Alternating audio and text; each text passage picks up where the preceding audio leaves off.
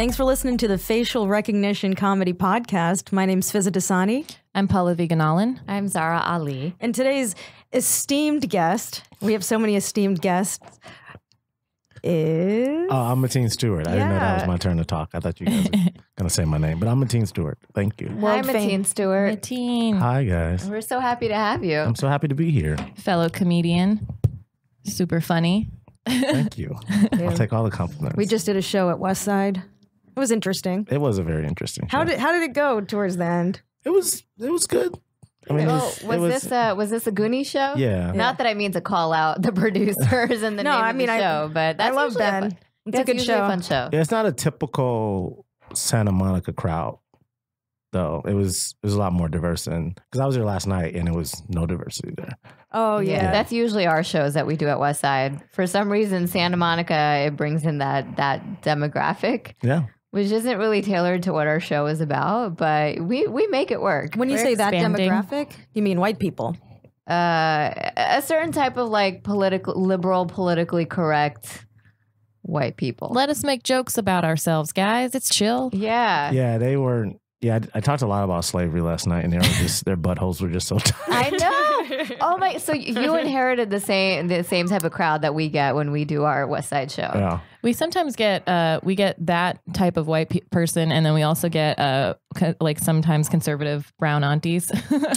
So it's like a mixture, but buttholes are tight. But I always enjoy the conservative brown aunties. I love them. Those are the best because I feel like I'm talking to my mom, and I'm like, "This is for you." But you know what? It's just like we're saying the stuff that they wanted to say. Exactly.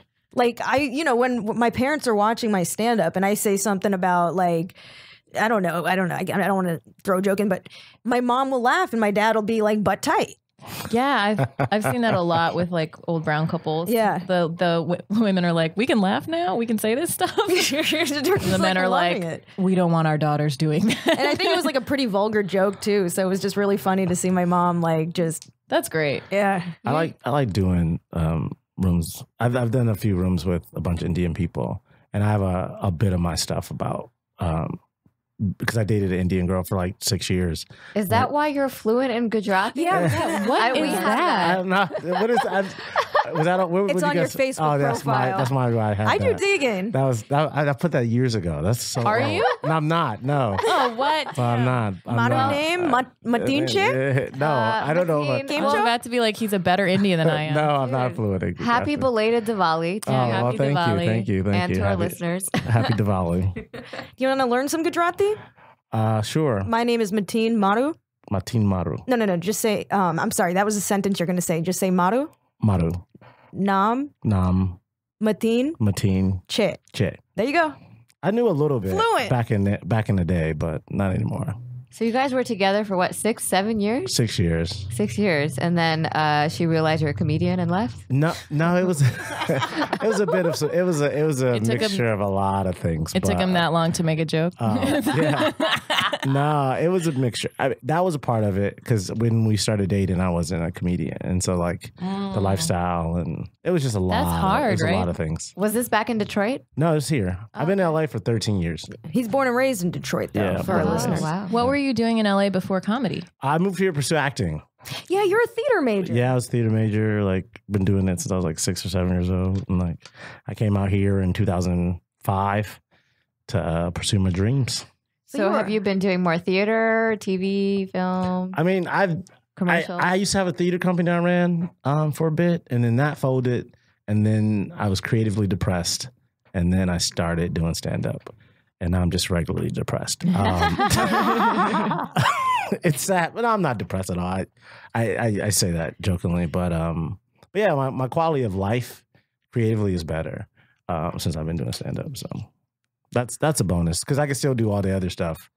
But I moved out here to pursue acting. I used to want to be like a serious, like dramatic. Do you actor. still? Like, would you still do that? I still go on Yeah. auditions and shit like that. Yeah. So, something I read on the internet is that, so it's true, is that Detroit has the second largest theater scene or theater district after New York. I don't know if that might be true, but when I was there, I was able to sustain a livable wage just doing theater. Also, I was living with my parents. So, but if you're an equity actor, you could work and make a living. Because as an equity actor, if you do one play, which is like 10 weeks, you're getting like $500 to $600 a week. And, I mean, you can live off of that in Detroit. Wow. Yeah. That's awesome. Yeah. So then you're like, fuck this. I'm going to LA. Yeah. So I saved I saved $10,000. And then I bought a car. And my mother and I, we drove out. Oh, that's sweet. So your mom supported this. Yeah, she's always been super supportive, like the whole way. When I decided to be a theater major, she said, okay.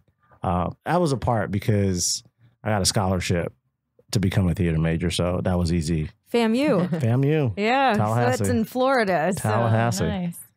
The capital. What does your dad think of all this? Oh, he's my biggest supporter too. Like he tweets and updates Facebooks, and he always signs Pops. Doesn't matter who it is, Pops. I did meet your whole family when we were in Detroit.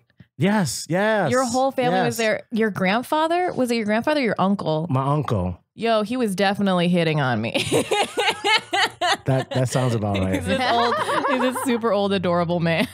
Yeah, I forgot you were there. What show was that? That was I was in July of last year, I think. Yeah, okay. Did you take the bait? Nah, man, I should have though. Still single. I forgot about that. That was okay because you were there for a wedding. Yeah, I was there for a wedding, and I like left the reception to go do open mics and stuff. Good job. Yeah. Came back. That was I remember that show. Yeah, that was a good show. It doesn't I feel like every family has that uncle that will hit on all your friends. Yeah. If they're around. Yeah. Like I have a creepy uncle too. Creepy uncle. You have a creepy uncle? Oh yeah. Yeah. For sure. I don't know if I have a creepy uncle. I don't think I have a creepy uncle. Have you been around your uncles in like in your adulthood with your adult friends? Yep. No, not with adult friends. Yeah. Yeah, I don't keep my friends around. Just my wait till family. that happens. Well, it's usually like the family friend weddings and stuff where like the creepy uncles, like, you know, they come out to play. Yeah. Like someone's growing up. Yeah. Exactly. It's always just like very like ambiguous wording. You're just like, ugh. So your family is like super supportive. Yeah, my family's always been super supportive. I've never had a issue with me wanting to do something creatively and they didn't want me to do it. Since I was little. It's the only thing I really wanted to do. So right. And so then when you picked up stand-up, did they start coming to your shows? Well, my mother's, I took a stand-up class, which everyone's like, she actually paid for it for my birthday. Aww, but she was like, I didn't think you were going to be good at it. Damn.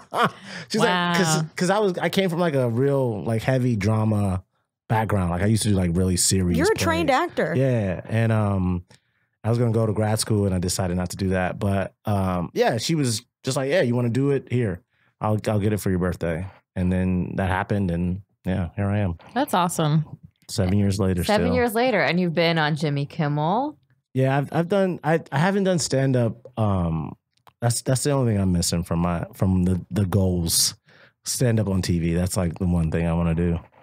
Oh, so were these all like sketches? Sketches. I've done a bunch of sketches. So on Kimmel, John Oliver, HBO, Funny or Die. Yeah. Ooh, you were on a dating show on MTV back in the day? Yeah, when I moved here, I did like so many dating shows. Like so many. Those used to be really popular back in the day. Yeah. I don't know what happened to them. I did like 5 or 6. They would always try to like recruit from my undergrad for like the nerd shows. Oh, wow. So like Beauty and the Geek and then like King of the Nerds or whatever. They would like specifically try to like target us. Where'd you go to school? I went to Caltech in Pasadena. So it was like all nerds. And I think there was someone from our school who did Beauty and the Geek, but they like nerded her up more. Like she was actually like fashionable or something. And they were like, nah. Like you got to be TV to take her glasses off and swing her hair. And she's like, no, she's hot. Yeah. But yeah, I mean, for me, it was like when I moved out here, it was like, oh yeah, let me get on TV. Yeah. That was the easy way to get on TV. That's fair. Yeah. What was so you were on MTV's Next? Yeah. What was your episode like? My episode was weird. They took us to Griffith Park, and it was me and 5 other dudes that are on this bus. And then you come off the bus, right? You come off the bus, and you meet and the girl. then you meet the girl, and then you stay on the date, and you accrue $1 per minute. And then if at any point that she wants to next you, you've been nexted. They created a word for the show, nexted. You go back on the bus, and then the next guy comes off. That's actually what Ariana Grande's song was based off of. Thank You Next she's a huge fan of that MTV dating show. So how long did you last? I actually won. So I I was the third person off the bus, and I stayed 60. It was 66 minutes, but we shot it. It's shot like a TV show, so we had to do retakes and like different angles and stuff. So it wasn't organic. At so all. that's not like a true timer. No, it's whatever. It's very like whatever they decide. Okay. But they're story editors. Yeah, and then at the end of it, they had a writers for the show, and then at the end of it, they say, "Well, here." They come to you and say, well, you've been on a date for 66 minutes. She's going to ask you for a second date. So what's your answer? So I had to tell them my answer before I had to tell this girl. So once I told her no, I took the money. Whoa. Damn. Yeah, because you weren't really into her. You were just doing it for the TV credit. I had a girlfriend at the time. The Gujarati girl, right? No, it wasn't her. This was years before that. And, oh my goodness. And see, they're really casting people in relationships. They don't know. It was TV. So and then plus my phone bill was due. So they gave you $150. I'm not mad at that. We could have been soulmates, but I had a bill. Okay, so you got $150 for being on the show, and then and then they give you $66 in whatever cash. money you won. Yeah. That's fun. Yeah. Can we talk about the other show that you had like for your home? Or we're not allowed to? We could talk. Well, I bought a house and I got it renovated. It's a great house. Yeah. Okay, never mind. Moving on. It's a great house. Mateen throws some great house parties. I haven't been yet. I know I haven't either. I went you have to a pool and everything, right? Pool, yeah. I went to the Canadian Independence Day party, the Canada Day party at the very end, and I was very impressed. Yeah, I was pretty lifted by that. Yes, everybody was. Do you have a basketball court? No, I don't. Oh, that was one of the things we wanted. Because I saw you played basketball with Adam Sandler once. That was. So Wait, you did? We used to play at the YMCA. I didn't know if it was. And then at he the plays. crib. We play on Wednesdays. It's so funny. When I first moved out here, he would play at the YMCA downtown. But on Wednesdays, his comics play, and he'll come out sometimes. Oh, that's nice. I actually saw that on Nexted. Yeah, that was like that was one of my things. Yeah, my facts. So is it like a big group of comics? Yeah, we play every Wednesday and Saturday, and actually that's how I got to know a lot of people when I first started doing it, because like people, the way we learn people is like association. Mm-hmm. So if you know someone from another thing, then like you become easier to recognize who they are. Right. And I mean, I was able to get to know a lot of comics from just playing basketball. Yeah, so we play on Wednesdays and Saturdays, and then there's a comedian basketball league on Monday nights. Oh, that's different. Yeah. It's like with referees and See, so it's good that the women are doing these meetups and stuff, even though no one really shows up. People showed up to that last one. Yeah, people do. I might be on. Well, I don't know if I can say it, but I won't say it by name. But their dating site ended up getting a friend pass for referral. A referral for this. Like it's an exclusive dating site or whatever. Yeah, it's basically for Instagram models and guys who have a lot of followers. Oh wow! But they still have to like go through an application process. You'll have to have referrals and stuff. I've never had a dating app before. Oh wow! Yeah, and they research your Instagram. They go and look at your Instagram, and if they feel that you're like hot enough, then they'll let you in. Listen, you can't say the name of it. I mean, I think they say like. I think I know what it is. Yeah, you're not supposed to. Okay. I don't know what the rules are, but Whitney like Cummings talks about it. So Whitney, let me get in, and then okay, all right, we'll wait for you to get in, and then we'll talk about it. I'm really excited for these adventures that are going to come up. Fizz has never done like dating before. Because I meet people in real life. She's starting at the top. I know. That's unfair. It's so unfair. You should start with like Tinder. You gotta hold off, man. You should hold off. You should Wait go for the good shit. Go back to MySpace. What's wrong with self-love? Earn your way up. I'm totally hating because I went through so much trash. I don't want to go through trash. That was. I don't blame you. I mean, I found trash on the street. I didn't need to go online to find trash. I'm still in the dump. In the dump. And it's on fire. It's all. Yeah. It's all. I'm fairly new to all that too. Because I'm super old school, and I was in a relationship while all that was like happening. So when that ended, it was like, what is this? Like, it seems so unorganic. Because someone can present who they are online and be completely different. Yeah. I like how you're saying that after you did MTV's Next. You're like, it's worse. Was that your first credit? Next? That was I did stuff when I was little, but that was my first TV credit gig here in LA. Yeah. You were a child actor? I mean, I wouldn't. I acted as a child. I Okay. wouldn't consider myself a child Got actor. it. No. I was just going to say my first TV credit was also a game show with Jill Chrissy. Jill and I were on Idiot Test. Oh, okay. What's with his Ben show? Glee. Ben Glee, Glee, Glee. yeah, Ben's show. So we won. Oh wow. We won like $100, which we split and got in the mail like I don't know, like That's awesome. 8 months later. Don't they take taxes out on that too? I mean, I think if it's on, I don't remember. Okay. It was a while back, but Idiot Test. That show's not on anymore. I don't think. Yeah, no, they ended it. oh damn. But it was a fun game show. I like that one. So how long have you been single? And also, I know Mateen just through other comics. And then we ended up going, all of us were talking about going to Magic Castle at this like drunken Canada Day party. And then we all went, and I felt like I was crashing his like Tinder date the whole time. No, it wasn't that bad. It was fun. It was an adventure. Was it a to say the Tinder least. date though? Yeah. Okay. It was an adventure. It was an adventure. Oh, and That's an amazing. Wasn't Tinder Richard there? date. Richard was there. yeah. Richard oh, it wasn't Cervantes there, was and it was a very you were out with a very interesting woman. I've heard Yes. this story. Yes. Let's just keep I it at haven't. that. No. I haven't heard this story. No, can we just keep Please. it at that? Oh my I promise god. you, she probably doesn't listen to this podcast. But But who knows? she might. You never know. Are you interested in dating her again? No. Then just tell the story. No, I'm not. He's so chivalrous. He's so nice. I'm I so know nice. the fact that Magic Castle's a first date. Was that a first date? Yeah, you set the bar real Yeah, I high. did. with that I one. did. That's set the bar insane. high. I understand, You really 'cause it's don't a- know how to do Tinder. It's a medical condition, so Yeah. yeah, I just It's not a medical condition. Now it becomes worse. I'm a very tall person. This person that I went to the Magic Castle with was a lot shorter than me. How short was she? She's shorter than me. Oh my god. Like a lot shorter than me. So Just call that a medical condition. it's a, look. Well, but the thing is, like, none of us got a heads up about this. I know. Oh wait, wording, Zara, wording. Heads up. And then you said I No set the bar. Then you said I set the bar really high. Wow, I'm a horrible human being. No. But I don't mean this any to be like punny at all. It's No, just no. coming out that Just way. fell out of your mouth. yes, it is setting the bar kind of high.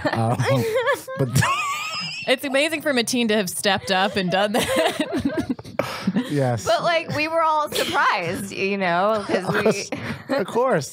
I didn't want to be like, yeah, so But you know, actually, when Richard did tell me, I was like, I had mad respect for that. I had did. so much I respect. was like, you're so open minded. I'm super open. I was trying to become besties with your Tinder date, Yeah. by the way. She's it the was- only person you don't have to bend your neck for. Oh my god! Oh my goodness! But I mean, Zara's like, take a bunch of pictures with me so I look tall. we had a great time. We had a lot of fun. Yeah, we did. Yeah. We did have fun. Oh, and we met Landry Fields, who's a former Knicks Oh, now that and Toronto Raptors yes. player. So that was a very interesting thing because your face when you saw him, you were like, "Oh my god!" Like I noticed it, and you knew exactly who it was. Yeah. And then you were giving nasty looks to his wife. I used to have the biggest like NBA crush on this guy because he was just so perfect, and he went to Stanford. He was like in the Knicks when the whole like Jeremy Lin, Linsanity era was going on. So like I remember that team because it was like it uplifted New York from the dump that it is, you know. So it was like it was like a pivotal time in my like 20s where I remember that.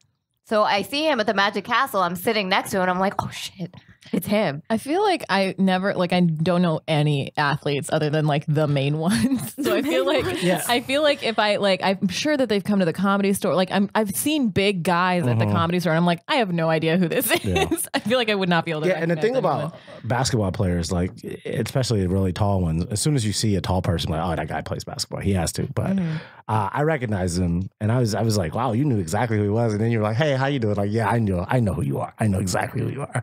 But yeah, they were cool. We saw a couple magic shows with them. Yeah. Wait, did you take a picture with him and your date? No. I mean, that's tough framing, you know? Oh my goodness. Yeah, that would have been Panorama. hilarious. Yeah. Needed 2 cameras. Oh my goodness. I remember I was so mad when he got engaged. I was so mad. And then I met his wife in real life and I'm like, oh, I can't be mad. You're like a very nice person. They seem like a very cute couple. Yeah, they So were. like everything comes around, you know, like, I don't know. They were super nice. I think she followed me on Instagram. After that, I was like, if I follow you, got to follow me back. He didn't though. Nah. No. Man. What does he do now? He is a scout for the Spurs. Suns? Oh, Spurs. Yeah. Spurs, yeah. But that was my NBA. Is that what happens? I didn't know Zara was all into sports like that. I didn't know. Listen, I've been trying to trap an NBA player for a long time. That's true. So I keep track of some of the guys. Is that what happens after you retire from the NBA? You become like a scout or like a commentator? Well, yeah. I mean, I feel like that's a natural progression for some guys. Coaching, maybe?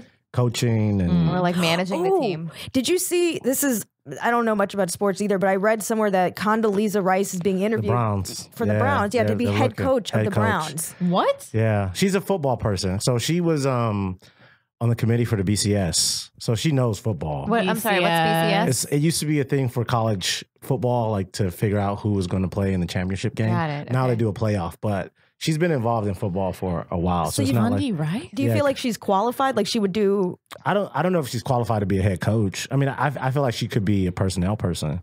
But I mean, I would love to see it. If that happened, that'd be amazing.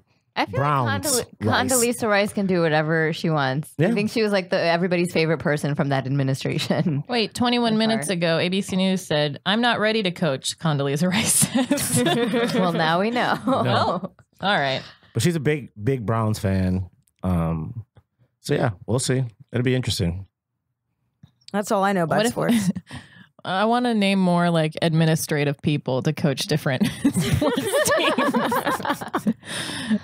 Colin Powell. That's all from the same administration, though. Yeah. I don't know. I could see Joe Biden like coaching Little League. Yeah, Little League or girls soccer team or something. He'd like Creepy every time. Uncle Joe. No. Oh my God, yes. But then also every time they would get a goal, he'd start crying.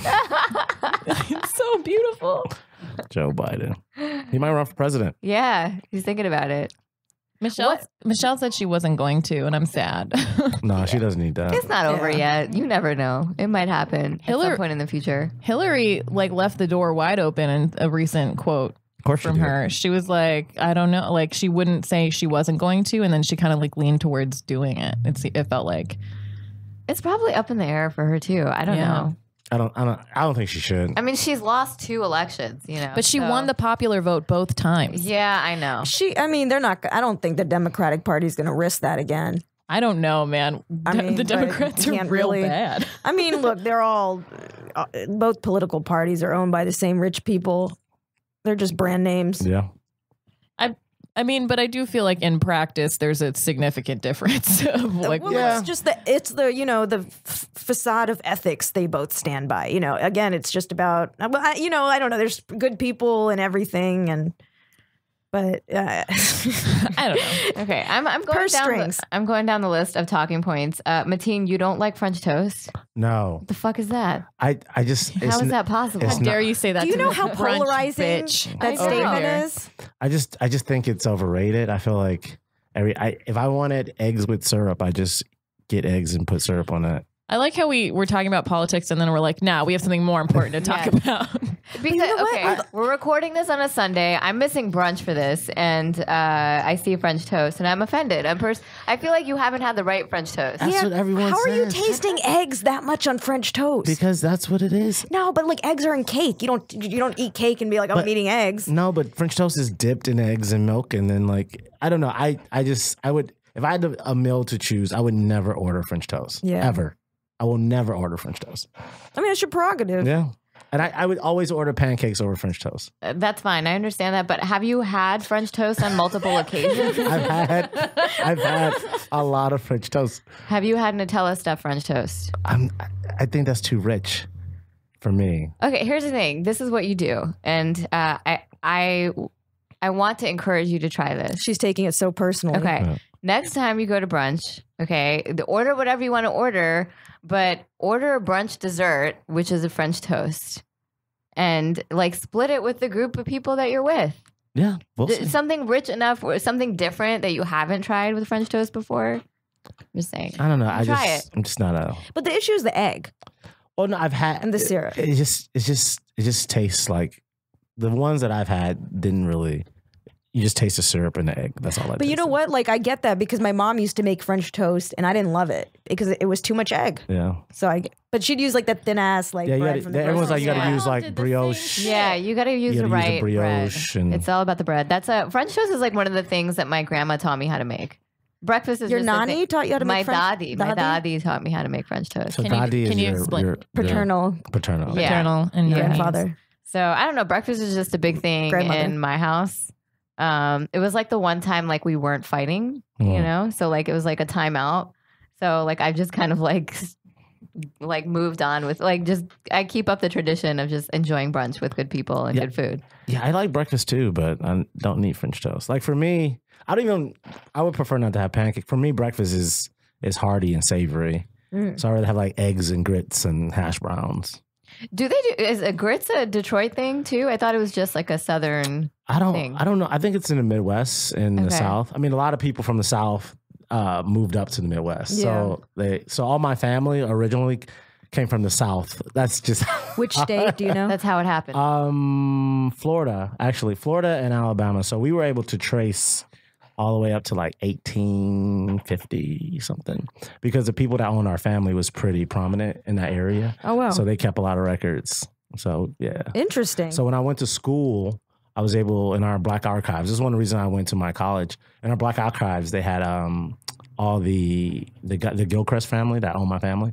They had all their records, and so I was able to see. So they like, keep records at A&M? Well, in the Black Archives, it was FAMU is like a HBCU. like a historically black college. Yeah. Okay, So we had a Black Archives, which is we had a lot of like papers and like books and stuff from the area. So like this guy's like tax return and like his taxes, you can see as his property. My family was listed. Is that why Trump doesn't want to release his taxes? Maybe. It's crazy to hear you casually mention like, yeah, the family that owned my family. That's like still wild. But that's a story that people have. That's it. Yeah, it's just like crazy. It's an American story. Yeah, I mean, a lot of people don't realize it, and that's why I tell people like, yeah, you know, and like my mother wanted to get her 23andMe done. I'm like, dude, they're just going to tell you're from West Africa. And that's exactly what happened. Yeah, we can go back to that. And then there's a lot of records because this guy whose son, he ended up being like the governor of Florida. So there's a lot of records on him. And that guy's a super weird dude. Like he never got married. He did like everything that was against what Florida, he was considered Florida's worst governor. Do you remember his the name? son of the person. Yeah, Governor Gilchrist. And he died single, alone, and then he left all of his money to the kids in this town that he was living in so they can buy candy. Whoa. Oh, specifically, like you would only be given this money. That was in his will. How much money? How much candy did he buy with So that? did the Gilchrist family just basically end with him, like all the fortune? Yeah, and yeah. I think so. I think he was like the, and I'm sure they had others, but but yeah, I don't.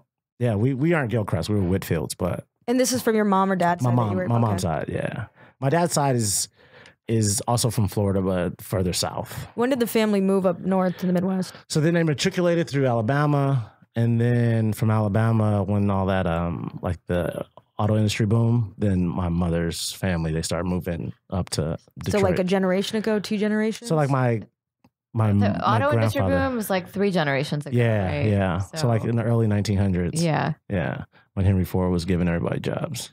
Yeah, He didn't care. when the Model T came out, Yeah. Detroit was like the center of the world. Yeah, he hated people, but he hated everybody, Henry Ford, but he gave them jobs. Yeah. Because they could work. What's going on with Detroit's economy right now? We're back. We're not bankrupt anymore. I feel like it's hipster central right now. It is very it's hipster like hipster central. central of the Midwest. That's part of the Rust Belt, right? Detroit, Cleveland, Pittsburgh. Yeah. And then there was I forget what his name is, but he was like this rich dude who was like reinvesting in like the stadiums and stuff in Cleveland and Pittsburgh a little bit more than Detroit, but he was like trying to rebuild it. And I think Pittsburgh and Cleveland at least have like the medical stuff backing it, like all the hospitals and stuff and the startups. But Detroit's doing better. Yeah, Dan Gilbert is a big money man. He's done a lot. And this guy that does CompuWare, I forget his name, Peter something. He invested a lot. So all our sports teams are now downtown. We have bike lanes. That's crazy. 2 people can change the outcome of an entire city. Yeah, we elected our first white mayor in like 50 or 60 years. You needed a white guy to clean it up. Is that Yeah. it? Is that progress or is that? Oh my God. No, it was getting clean before that, but we had a mayor before, Kwame Kilpatrick, who did disservice to the city, and There was some corruption. yeah, there was a lot of corruption. It's hard because like he's my frat brother. He went to my college. What? We played the same fraternity. Wow. So like Which fraternity? Alpha Phi Alpha. You can just tell by looking at people Alpha who's Phi- an alpha, who's I- a kappa, who's a Yeah. People think that. I guess. don't know. Do you have a tattoo? I do have a tattoo. Yeah. Mm-hmm. Yeah. Wait, what's the stereotype of it? Well, it's these things where like the Qs are the crazy ones, the Kappas are the pretty boys, and the Alphas are the smart ones. intellectual. And then the Sigmas are lame. And Damn. We had that. For anyone who understands Greek life. We didn't have Greek life on our campus because they were like banned, but we had like all the dorms take on like the properties Okay. of whatever. So we have like the jocks and the nerds, but it's like within the nerd culture itself already.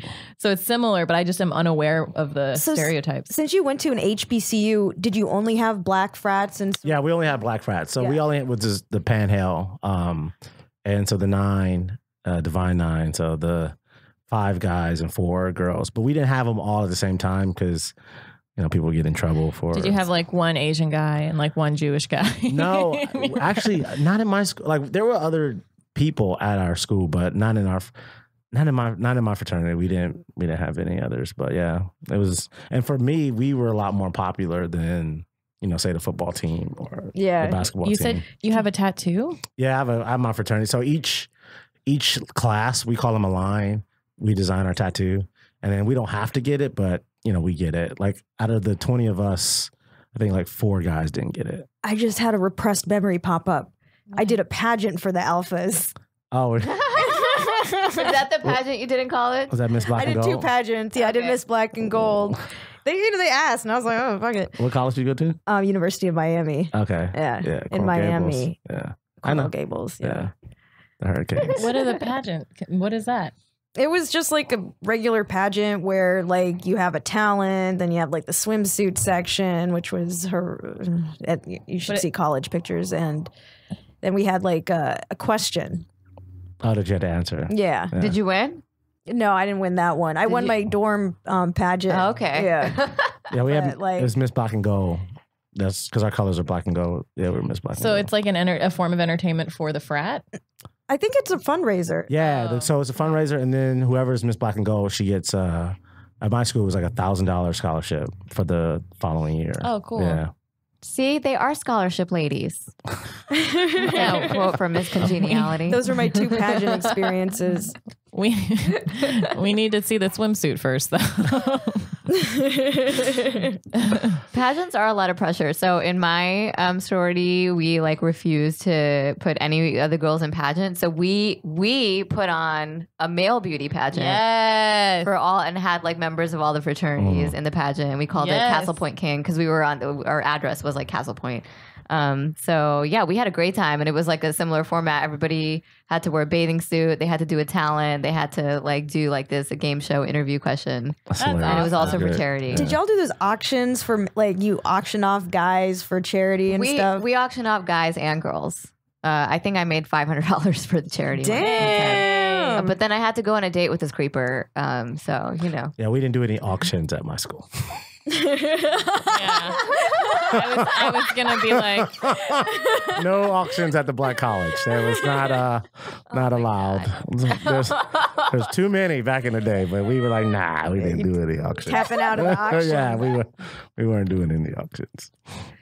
okay. So do you still keep in touch with your network of fraternity brothers out here? Has it helped you in your adult life? I gotta have a couple tickets because of it. Like parking tickets and stuff? Yeah, parking tickets. Not like police officer you tickets. just Oh, flash okay. the tattoo. Well, I had like Like the Wakanda yeah, tattoo. I had the Wakanda in my lip. Do you have a little bumper sticker or something? I had a license plate. Got it. Also, yeah, I think I got this role once because the casting director was a fraternity member. He saw my keychain.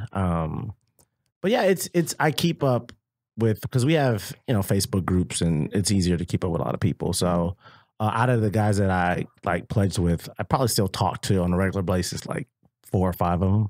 So I see them every now and again, like weddings and things like that. So the pledging process at an HBCU, I mean, I went to University of Miami. It was a very diverse school, but it wasn't an HBCU. The hazing process looked intense. I don't know if that's something you can talk about, but it was very secretive. I don't know what hazing is. What is hazing? I don't know what hazing is. All I can say is pledging. It's very competitive going to a black school because like at University of Miami, there's not that many black people at all. So like you have like 12 guys in the chapter. When I was pledging, we had 50 guys in the chapter. Yeah. And at my interest meeting, there were over 500 men. Wow. Yeah, trying to become members. And then it ended up being 20 of us. So it's okay, you special. Yeah. We get it. You made it. I was the only theater major ever to cross. You think that helped? Yeah. You think it helped that they needed a theater major? No, I don't think I was like a the token theater major. So you can step? Did you have to do? Yeah, we had to do all that step and stuff. I stepped in my master's program. Really? I was part of the Black Student Association, so I could be on their dance and step teams.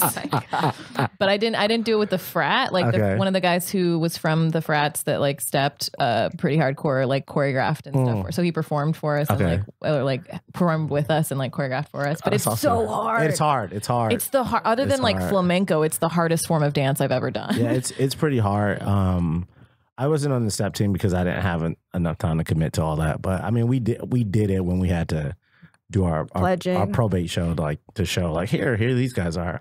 Did you have to learn strolls and stuff? Yeah, so we had party strolls to different songs, and we even those are always fun during parties. Yeah, I enjoyed seeing that. It was a good show. Yeah, it's a thing at the end of the party. You know, we do our party stroll. It's like a dance through the party. Yeah, I'm so lost, you guys. I went to Science Island for undergrad. Look, I've never been in a sorority or like into Greek life, but I do like black frats and sororities. Like they're fun. Yeah, so like a song would come on at our party. It's like which is like the song. It's like your song that you like get into formation. Okay. But yeah, we would do that at the end, but like One More Chance, Biggie by Notorious B.I.G. would come on, and then we had like a stroll that we would do around. So it was probably like 6 or 7 songs that we would do these different strolls that are like passed down from like each year. So like me and my line brothers, we came up with a stroll, and now they still do that at our school. Cool. Yeah. So it's like a stroll is like a dance walk through. Yeah, it's pretty much like an 8 count dance that you do repetitively to the same song. So that's fun. And then our main thing we would do is called the Alpha Walk at the end of the party to a song called Mic Checker. And each school is different. And they do like the Qs universally jumping. They dance to Atomic Dog. Yeah. Like universally. That's like yeah. And to me, that's like one of the coolest things to see. Like these guys get crazy over Atomic Dog. It's amazing. And then there's a lot of branding. The Q's brand. The Q's. Yeah. My RA in undergrad had a brand from his frat. That's from the Q's? It could be for Sigma too, because Sigma's, did it look like the Omega sign? I don't remember. How do they brand? Like, what do they do? Put it on an oven or something, or a stove? No, you take a hanger, and you mold the hanger, and then you put it on hot fire, and then you brand yourself. Yeah. So you won't have auctions, but you'll have brands. We don't brand. I thought that was a little severe. Yeah, we don't brand. We don't brand. We don't brand. We're not cows. Is there rivalry between frats? There's a little bit, like smack talking, and like you talk. Are there like events, like competitive events? Like we had intramural sports. We had like step shows where we compete against the Qs and the Kappas and the Sigmas.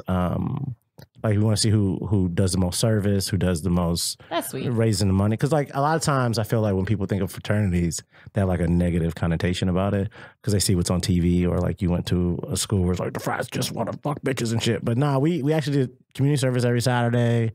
There is a different culture with the black frats, I think, and the white. Because where it came from and started, because they didn't allow us to join. And my fraternity was the first intercollegiate black fraternity. It started in 1906. Wow. At Cornell University. So these guys who were older men, they were in college in Cornell. They wanted to join other frats and they weren't, so they started their own. Like it started as a social club where they would go and like read books and stuff, and then it just matriculated from it. into what it is today. I like how it's like a social club and they're like, we're going to read by ourselves together. It's going to be book club. We still aren't going to look at each other. But even now, the way like every fraternity and sorority I've seen, even if it's a social club, they still brand it as we do a lot of community service and philanthropy and do good things on campus. Like ours we were always in competition to have the highest GPA. Yeah, that was another one. And we like girls were not allowed in the sorority if they were dumb, basically. Which sorority were you with? Delta Phi Epsilon, D Phi U. What was Delta's Phi Epsilon's thing? Like the stereotype. I don't know. It changes. Like I don't know if you ever had this where like it just like different variations like through time, you know, depending on who joins. What was it when you were there? When I was there, we were just like the nerdy girls. Yeah. Like there was another sorority that had all the blondes and all the perky ones, and then we were we were like just like a sorority full of engineers. Where'd you go to school? I went to an engineering school, Stevens, in Hoboken, in New Jersey, and it was the ratio was like 1 to 4. Okay.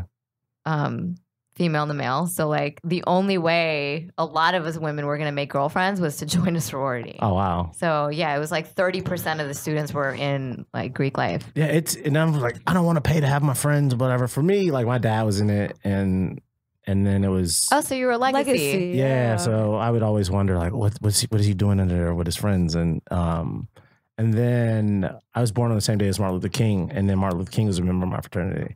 And then I went to King High School, and then I was like, I got to try to do it. Yeah. That's awesome. Well, these organizations are prestigious. Yeah, they're pretty prestigious. And for us, we wanted to make sure that we had that we were the leadership of the campus. So, you know, in student government, running for Mr. FAMU, like to be seen like, oh, these guys are alphas. These guys, you know, we had a drum major, you know, they wanted to be everywhere. And I guess that's when, you know, when I came in, it's like, oh, no, because I was pretty big in the theater at my school. So it was like, yeah, now we got the guys that's doing all the plays and theater. And so it looked good. It was good.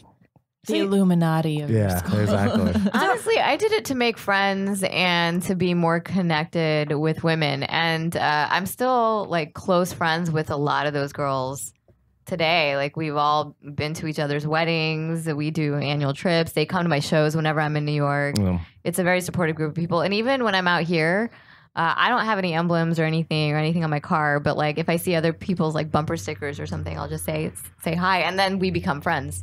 So it's kind of like how I made some like good friends out here too. Like, do you guys have like handshakes and stuff like that?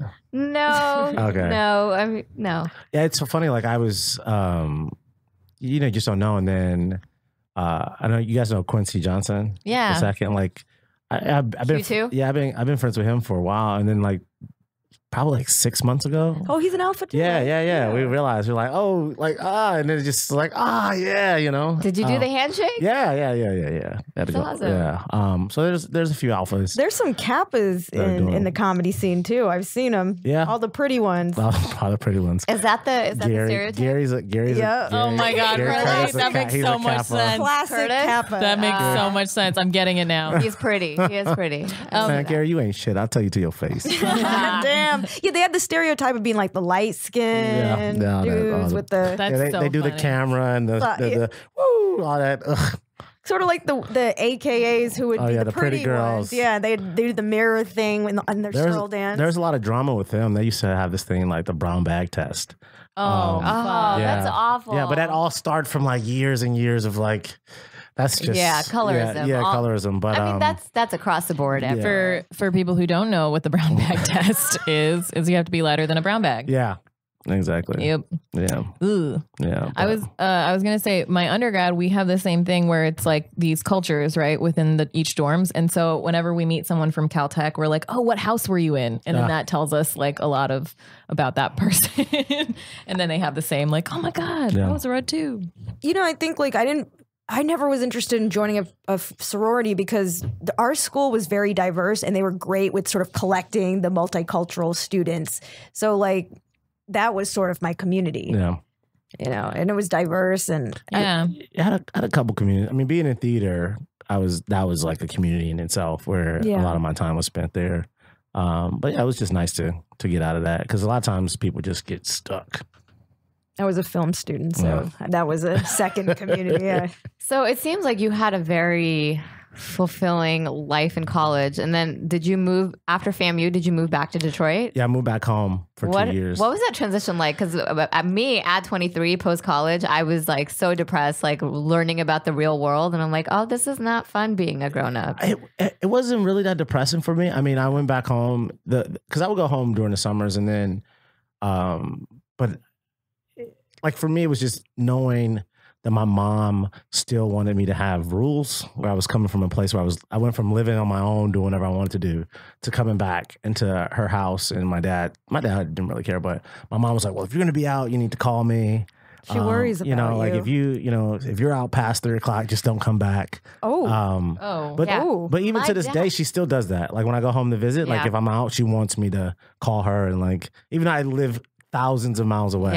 Yeah, my dad has that too. Yeah. Like whenever I go back to New York for comedy, if I stay with my parents, my dad will just lock the door. Oh, he doesn't want you to come back? Oh, no. He like locks the door. He's like, you figure out how to get in. I'm not letting you into my house. But I don't understand. What's the reasoning behind that? It's just for her. My mom's like, it's a respect thing. Yeah. It's also like an aversion thing. Like then you're going to like follow the rules, but it never works out that way. Yeah. So now when I do go back, I'll just like figure out different crash pads and different places to stay in the city, because I know if I'm doing comedy, and in New York, you're not done with comedy until 2 a.m. Yeah. What time do they lock the door? Probably like midnight.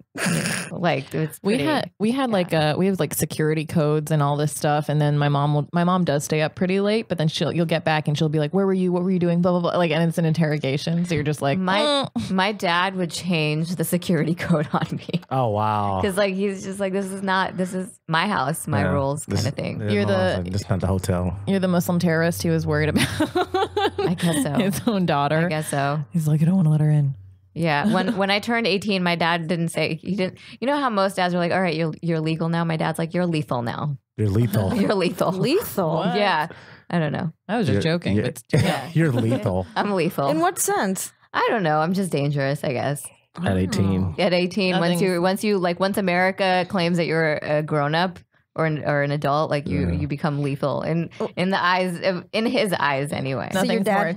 Nothing's more terrifying than an educated, independent woman. I guess so, yeah. For him, anyway. So, like, your dad seems like he has a little sense of humor. Oh, Lethal. Where do you think I get it from? I didn't know where I didn't know if it was from your dad. Yeah, I mean, they're like mean but funny. You know? They're like mean but funny. Yeah. There it is. That's how my Genetics. grandmother was. Or nature and mean nurture. but funny. I think we have to wrap up soon, but we have a couple questions that we ask every guest. Are we good to do that now? Yeah, I think so. I think we can. So we are Desi, South Asian, which you're very familiar with from your relationship. So we always ask, who is your favorite Desi or South Asian celebrity? What's her name? She's on... What show is she on? She was on Quantico. Oh, Priyanka Chopra. Yeah. Nice. Yeah. Because of her acting, or because no, it's all aesthetics. It's all aesthetics. It's all aesthetics for me. On that, That's so choice. funny. You know, like, I love Priyanka Chopra. My mom hates on her so much. Why? Probably because she's like, I don't know. Frida why. Pinto too. Frida Pinto is. She's also beautiful. All aesthetics. Well, no, I like her acting better than the other, but better than Priyanka's. Yeah. I think Priyanka's a hustler. Frida won awards for her role in Slumdog Millionaire. I don't remember. Yeah, I think she did. So. Yeah. Cool. Our other question is, but you probably got a lot of this out in your relationship. This is a safe space.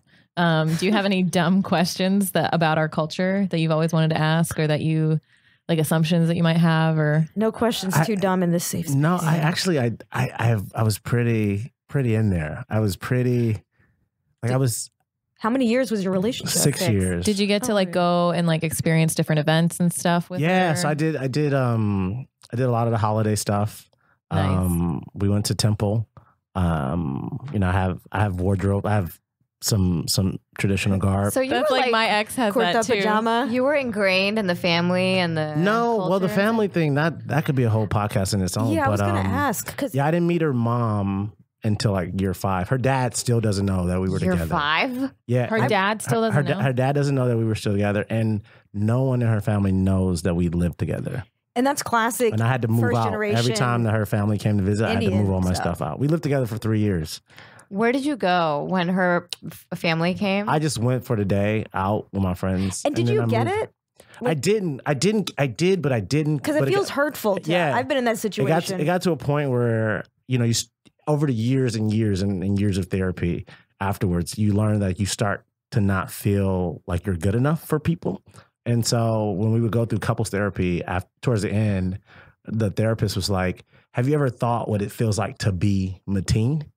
And she had never thought about it. Like, she never thought about what I had to go through to be a secret to, to her family. You feel like a part of her shame. Yeah. And it's like, well, my parents are, still married and my parents are successful. And then like, you have all this issue in your family and they're going to judge me just because I'm black. I mean, it's so hypocritical. Yeah. It's because you're black, but it's also because you're just like, they're not married yet or what. It's like a whole combination of things. There's such an emphasis on honor and then also on sort of keeping the same culture. Yeah. Because there's an issue like a Hindu family might have a huge problem with someone marrying a Muslim. Yeah. And they're both Indian. That was the first thing that they asked when they saw my name. When the mom asked my name, was I Muslim? That was the first question she asked. And then the dad didn't like, because her sister got married to a Patel.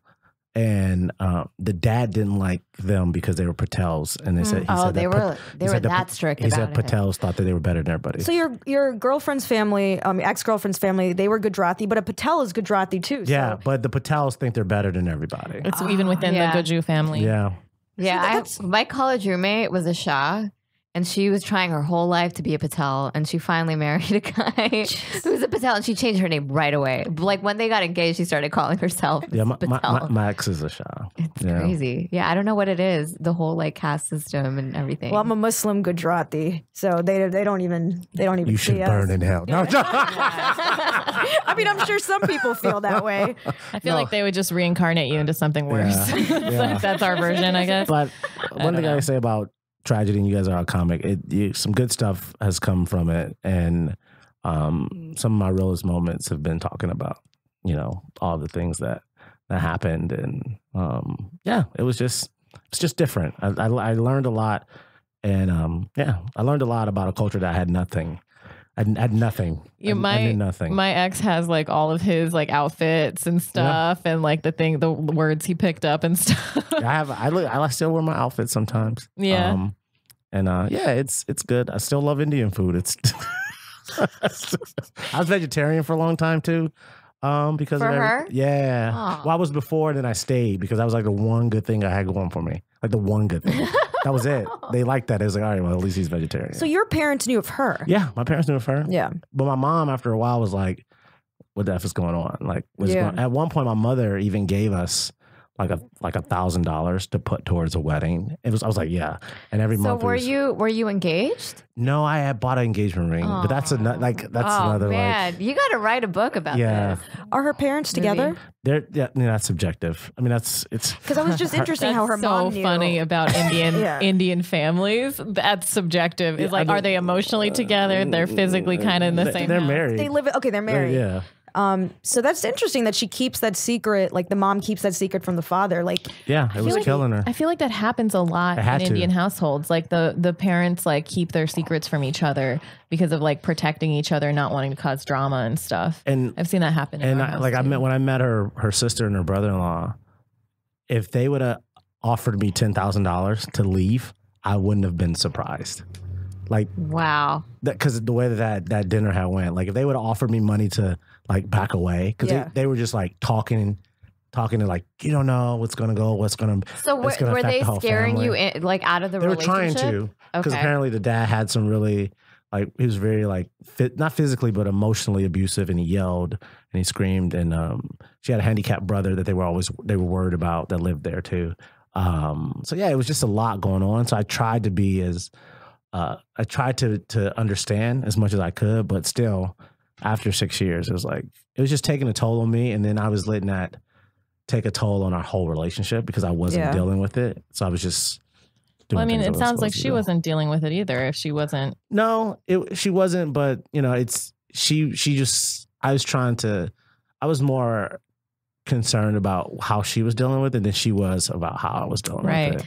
I understand both sides of it though, because from her perspective, like, some of our parents take this so personally that they would, feel quote unquote destroyed, which is narcissistic, but, there is a fallout. But, now I have a lot of empathy for my former partner I was with for about 5 years, who I went through a similar thing because, my excuse was like, I'm not doing this to you. I'm doing this for you. Like, you don't want to deal with them. Trust me. Yeah, I understand that. But ignorance is, but for me, I felt like what I would tell her is like, yo, if my mom told me she would never talk to me again if I was to continue to be in a relationship with you, and I felt like I was at that point where I want to be with you forever, I just tell my mom, I'm sorry. Yeah. Like, that's just how I was brought up. But it wasn't. It's a tough culture. Yeah, it wasn't that for her, and I don't think it would ever got there. Eventually, it was, but by the time she said she was ready, it was already over. I mean, I can imagine. I was checked out. I can imagine you like picking up a lot of psychic pain from that experience.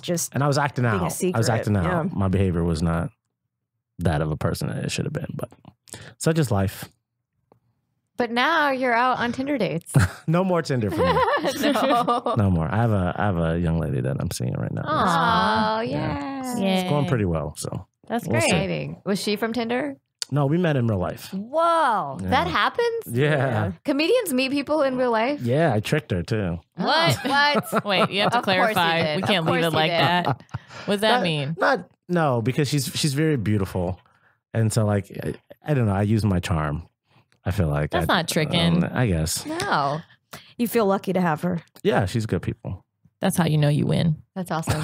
I do want to, I cut you off earlier and I'm sorry. Why does your mom hate on Priyanka Chopra so much? I mean, I'm sure there's some deep-seated reason. Is it because she wants you to take all the roles that Priyanka Chopra has been offered right now?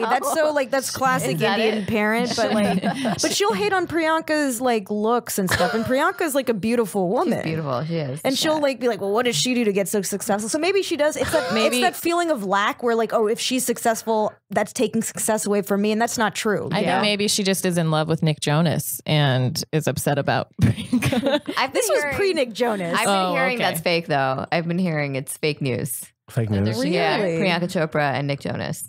They're engaged. But you never know. You never know. Honestly, it's not really affecting my life, so I don't care. Not my life. But say if Priyanka Chopra met you at a party, like now, she's like, let's get engaged. Would you say no? Yeah, I'd say no. Really? Yeah. You would say no if to she just was like, Chopra. Let's get engaged. Something's going on there. Like, I don't know. That's a red flag. I know. Okay, like after a month of dating. Maybe. Yeah. Like in my current situation, I feel like I couldn't just drop the person I'm with now just because I'm not that kind of person. Yeah. But if you were single. But if you were I was single, yeah. But no, I don't know. We have to date. Like, you have to know her. Yeah. Well, they didn't date that long, you know. But you said it's fake news. Yeah, that's why. Yeah. Something to think about. But celebrities are weird though anyway, so it's different. Yeah, I don't know. We'll all find out one day. On next episode of Quantico. This has been fun. Yeah, thanks you guys for having me. I appreciate it. Yeah. Let's go to brunch. Oh wait, let's do our social medias real quick. Sure. Pallavi. If you guys want to see video of us of our podcast, we have all of our videos up on patreon.com/facial recognition comedy, and you can subscribe there. We also have our website, which is facialrecognitioncomedy.com. We have our Facebook and our Instagram, also facial recognition comedy, and our Twitter at facial rec comedy. Where can we find you, Mateen? I am at Mateen Stewart across the board. Okay, cool. Is that, can you spell, that's STE? MateenStewart at Mateen Stewart. Yay. You can find me at Pallavi Gunalan, PALLAVIGUNALAN on everything. That's my website, my Instagram, my Twitter, my Facebook. And this is Zara. You can find me on all the social medias as Really Zara. Zara is spelled ZAHRA. And I'm Fizza Dasani. You can find me at Fizza Dasani. I'll spell that for you. FIZAADOSANI and FizzaDasani.com. Oh, we also have for our December show, we have a special edition. Zara, do you want to tell them about it? Yeah. So our December show at the West Side is going to be the second Sunday of December. It's going to be a special Zara edition of facial recognition comedy. So there's plenty of Zaras in comedy, and we're all getting confused for each other all the time. They are not the same Zara. We're not the same Zara, you guys. So yeah, come out. December 9th at 9 p.m. Yep. Second Sunday of every month at 9 p.m. at West Side Comedy Theater in Santa Monica, California. Oh, and we also got into SF Sketch Fest. Yes, January 19th. Yep, we're going to be there.